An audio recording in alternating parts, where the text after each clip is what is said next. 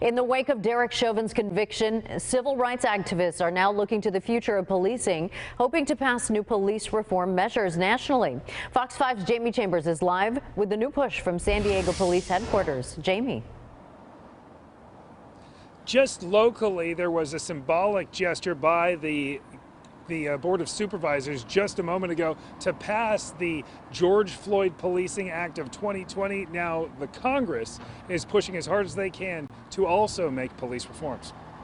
It's been nearly a year since the George Floyd Policing Act of 2020 was proposed, and now with Derek Chauvin convicted of murder, President Biden and activists all over the country are pushing for H.R. 7120 to be passed and enacted. Many of us, some of us more than others, breathed a huge sigh of relief when that verdict was read yesterday. But that sigh of relief is over, and we need to keep working. The work needs to keep getting done. And if our leaders want to show us that they're serious about what they mean and what they say, then they will support this resolution. The George Floyd Policing Act would have a number of reforms for officers across the country, including ending chokeholds and the carotid choke, banning no-knock federal warrants in drug cases, creating a database of bad cops so they can't get jobs in other areas, putting an end to qualified immunity, and making it easier for officers to be sued civilly for misconduct while on the job.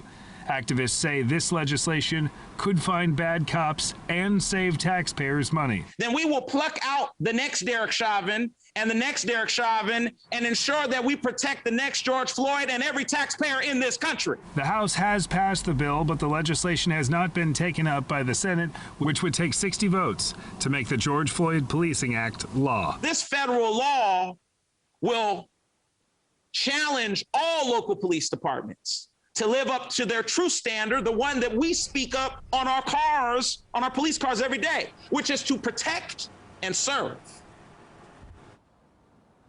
Speaking to congressional insiders, they tell us the biggest sticking point has always been the qualified immunity, which would expose police officers to personal civil liability. So they are negotiating on that particular aspect of this bill, and they are confident that they might be able to reach some sort of compromise. That's the very latest from police headquarters downtown. Jamie Chambers, Fox 5 News. All right, Jamie, thank you.